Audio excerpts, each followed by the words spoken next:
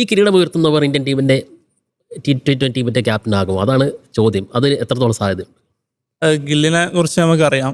BCCIക്ക് വളരെ അടുത്ത ഒരാളാണെങ്കിൽ ഒരു പക്ഷേ ഒരു കാലത്ത് 3 ഫോർമാറ്റ് പ്ലെയർ എന്ന ഒരു ചർച്ചകളിലേക്ക് പോലും ഗില്ല് എത്തിയിരുന്നു. അതിൻ്റെ ഭാഗമായിട്ടാണ് പടിപടിയായിട്ട് സൂര്യകുമാറിനെ മാറ്റി ഗില്ലിനെ പ്രതിഷ്ഠിക്കുക എന്നതിൻ്റെ ഭാഗമായിട്ടായിരുന്നു ഏഷ്യ കപ്പിൽ വൈസ് ക്യാപ്റ്റൻ സ്ഥാനമൊക്കെ കൊടുത്തിട്ട് ഗില്ലിനെ കൊണ്ടുവന്നിരുന്നത്. പക്ഷെ നമ്മളടക്കം വിമർശിച്ച കാര്യമാണ്. കാരണം സഞ്ജുവിൻ്റെ സ്ഥാനമൊക്കെ നഷ്ടമായ ഒരു സമയമായിരുന്നു അത്. ഏകദേശം 2025 15 മത്സരങ്ങളിൽ നിന്ന് 200-നടുത്ത് റൺസ് മാത്രമാണ് ഗിൽ അന്ന് നേടിയിട്ടുള്ളത്. അങ്ങനെയാണ് ഗില്ലിന് സ്ഥാനം നഷ്ടമാകുന്നത്. വളരെ ഇമ്പോർട്ടൻ്റ് ആയിട്ടുള്ള T20 ലോകകപ്പിൽ ഗില്ലിന് കളിക്കാൻ പോലും ആയിട്ടില്ല. അവിടെ നിന്നാണ് ഗില്ലിൻ്റെ ഒരു ഗംഭീര കംബാക്ക് വരുന്നത്. ഇപ്പോൾ 750-നടുത്തോ 720-നടുത്തോ റൺസ് ഗില്ല് സ്കോർ ചെയ്ത് കഴിഞ്ഞു.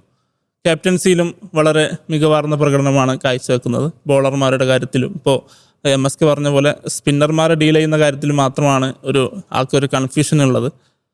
അതിനപ്പുറം ഫീൽഡിലും ആൾ നന്നായിട്ട് മറ്റു താരങ്ങളെ അപ്രീസിയേറ്റ് ചെയ്യുന്ന കാര്യമാണെങ്കിലും ഒക്കെ ആ ഒരു ഗാലറിയിലോട് അഗ്രസീവായിട്ട് ഒരു സെലിബ്രേഷൻ ചെയ്യുന്ന കാര്യത്തിലാണെങ്കിലൊക്കെ ഒരു മികച്ചു നിൽക്കുന്നുണ്ട്.